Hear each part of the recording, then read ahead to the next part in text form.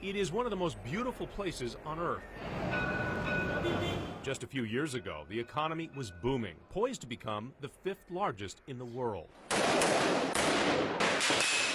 Now it's in a state of crisis, with almost 64,000 murders last year.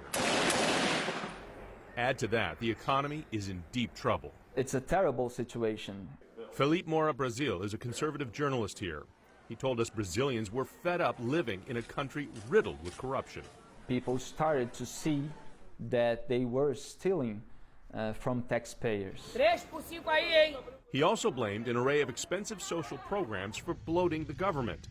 Free health care for all, government handouts to the poor, and much more. They want to increase the minimum wage, they want to increase the public service salary, they want to increase the pensions. Brazil's faltering economy has forced cutbacks in some of its most successful programs, such as Bolsa Familia, a monthly stipend to the poor. It was created by former left-wing president Lula da Silva. He took 20 million people out of the poverty line. This can't be forgotten. Eduardo Bueno is a best-selling author of 33 books on Brazilian history. Some people used to say that's just like giving something to a beggar. A handout. A tip. It was a kind of tip, actually, but these people need a tip.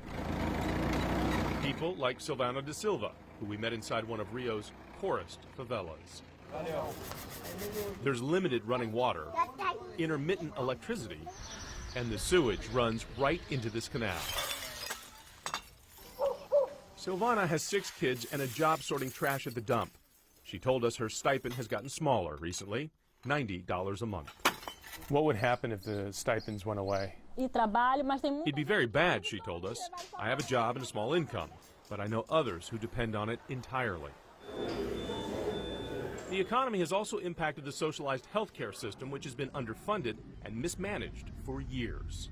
I mean, this does not strike me as a first world hospital.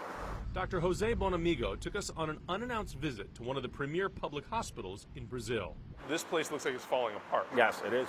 He is a doctor of internal medicine and hematology, and also an officer in the Brazilian Medical Association. This is supposed to be the big federal hospital in Rio, and it was supposed to be one of the top 3 or top 5 public hospitals in Brazil. It is tough to believe that this is one of the flagship hospitals in Brazil. You have exposed outlets, you have a ceiling that has collapsed, and you have windows that have been broken out and not replaced. All we can offer is substandard care because the system doesn't have management and money to make things work. So this is the reality. But the news on Brazil's healthcare front isn't all bad. Brazil is the only country on Earth with a population of more than 100 million people that has free healthcare for all. By many measures, it has led to huge health gains. They have been successful at controlling the AIDS epidemic, and their vaccination program is widespread and effective. The wealthiest typically pay for private care, but some 75% of Brazilians depend on this public system. What happens to people with this kind of care? People die in lines waiting for surgery, waiting for exams. It's a tragedy. Jair Bolsonaro won the presidency by riding a wave of deep discontent with the way things are in Brazil, even as his many critics labeled him a hardliner with sexist, even racist views. Can Brazil be fixed? Sure. It's such a big, such a rich place. This gonna work someday, I hope. Felipe Moura Brazil told us he hopes so too, but he believes there is a lesson here for the rest of the world.